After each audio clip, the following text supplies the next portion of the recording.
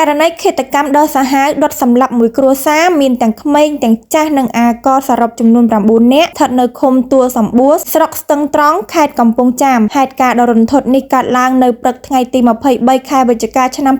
2025នៅវេលាម៉ោង5ព្រឹកថ្ងៃទី23ខែវិច្ឆិកាឆ្នាំ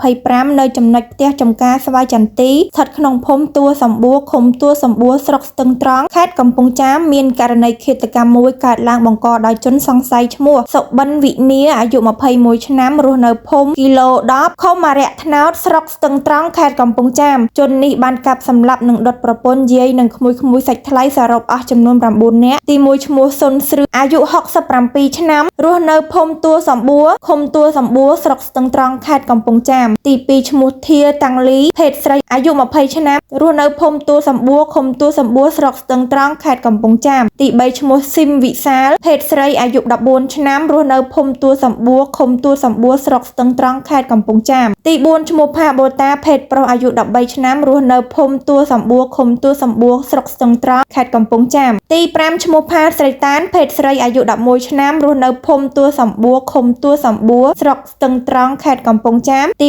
6ឈ្មោះធាថាភេទប្រុសអាយុ7ឆ្នាំរស់នៅភូមិទួលសម្បួរឃុំទួលសម្បួរស្រុកស្ទឹងត្រង់ខេត្តកំពង់ចាមនិងទី7ឈ្មោះផាសុភ័ក្រភេទប្រុសអាយុ27ឆ្នាំរស់នៅភូមិទួលសម្បួរឃុំទួលសម្បួរស្រុកស្ទឹងត្រង់ខេត្តកំពង់ចាមទី8ឈ្មោះផាសំភ័សភេទស្រីអាយុ5ឆ្នាំរស់នៅភូមិទួលសម្បួរឃុំទួលសម្បួរស្រុកស្ទឹងត្រង់ខេត្តកំពង់ចាមនិងទី9ឈ្មោះណាតនាងភេទស្រីអាយុ21ឆ្នាំរស់នៅភូមិទួលសម្បួរឃុំទួលសម្បួរស្រុកស្ទឹងត្រង់ខេត្តកំពង់ចាមបច្ចុប្បន្នជនសង្ស័យឈ្មោះសុបិនវិនាត្រូវបាននគរបាលស្នងការខេត្តឃាត់ខ្លួនដើម្បីកសាងសំណុំរឿងតាមនីតិវិធី